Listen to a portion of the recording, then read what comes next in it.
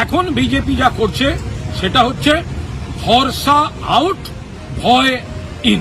Foreign Bangla চ্যানেলে আজকে আপনাদের জন্য নিয়ে এসেছি বিশেষ একটি গুরুত্বপূর্ণ খবর। চলুন আমরা দেখি। দেখুন, রাজ্য বিধানসভা ভবনে বিরোধী পক্ষকে এবং বিরোধী দলনেতাকে মর্যাদা দিচ্ছে না বিজেপি সরকার। বিরোধী দলনেতা শ্রদ্ধেয় শোভনদেব চট্টোপাধ্যায় আজ শুক্রবারও তার নির্দিষ্ট ঘর এবং বিরোধীদের ঘর তারা খোলেনি। যেখানে শোভনদেব চট্টোপাধ্যায় যে বিরোধী দলনেতা হচ্ছেন সেটা দলের তরফে আগেই জানিয়ে দেওয়া হয়েছিল স্পিকারকে, কিন্তু স্পিকার অসৌজন্যমূলকভাবে গোটা বিষয়টা জটিলতায় ঠেলে দিয়েছেন। এর আগে সিপিএম এর সময় হাসিম আব্দুল হালিম, তৃণমূল কংগ্রেসের সময় স্পিকার আমাদের বিমান বন্দ্যোপাধ্যায়, তারা দলের চিঠিকে সম্মান দিয়েছেন। এখানে হঠাৎ নতুন জটিলতা, দলের মিনিটস, দলের সই, অভ্যন্তরীণ ডকুমেন্ট দেখতে চাই।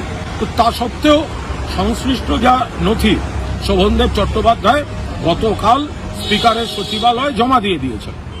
আমরা আশা করেছিলাম আজ বিধানসভায় বিরোধী পক্ষের ঘর খোলা থাকবে। ঘর বিষয়টা শুধুমাত্র কিন্তু একটা ঘর নয়, ঘর বিষয় একটা মর্যাদা এবং বিরোধীদের অধিকার। সারা রাজ্যে বিপুল মানুষ বিরোধী পক্ষকে ভোট দিয়েছেন, আর বাকি গণনা, লুট, বৈধ ভোটার বাদ ওপারটা তো বাদই দিই। তো যাই হোক, আজ আমরা এসেছিলাম এই কারণে, কারণ গতকাল সব নথি জমা দেওয়ার পর আমরা ভেবেছিলাম শোভনদেব চট্টোপাধ্যায় বিরোধী দলনেতার ঘরটা আজ খোলা থাকবে। শোভনদা, মাননীয় বিরোধী দলনেতাকে আমরা ভেতরে ঢুকিয়ে তার আসনে বসাবো। সেই জন্য আমরা কয়েকজন এসেছিলাম। এসে আমরা অবাক যে এখানে পুরো বন্ধ, কোনো উত্তর নেই। বলছে স্পিকার কলকাতার বাইরে। আরে, তার সেক্রেটারিয়েটে কাগজ জমা দিয়েছে। আজকালকার দিনে কাগজ জমা দিলে তার ছবি পাঠানো বা আলোচনা করে নেওয়া কোনো প্রবলেম, ফলে খোলা হয়নি। তখন আমরা যে কজন ছিলাম, কারণ আমরা তো জানতাম না আজকে কোনো বিক্ষোভ কর্মসূচি করতে হবে, আমরা তো এসেছিলাম ওনাকে ঘরেই ঢোকাতে। তো ঘর বন্ধ, ফলে আমরা কয়েকজন আমরা ঘরের সামনে প্রতিবাদ কর্মসূচি, একটু ধর্ণা, কেন প্রতিবাদ আমরা সেগুলো জানিয়েছি এবং আমাদের দাবি অবিলম্বে বিরোধী দলনেতার ঘর এবং বিরোধী পক্ষের ঘর খুলে দিতে হবে, বসতে দিতে হবে, বিরোধীদের মর্যাদা দিতে হবে। তার কারণ একদিকে নির্বাচনোত্তর সন্ত্রাসে আমাদের বহু ব্যক্তি ঘর ছাড়া, প্রাণহানির ঘটনা ঘটেছে, বিধায়করা তা নিয়েও ব্যস্ত, তা নিয়ে একটা তাদের সব ব্যবস্থা করার একটা কাজ চলছে।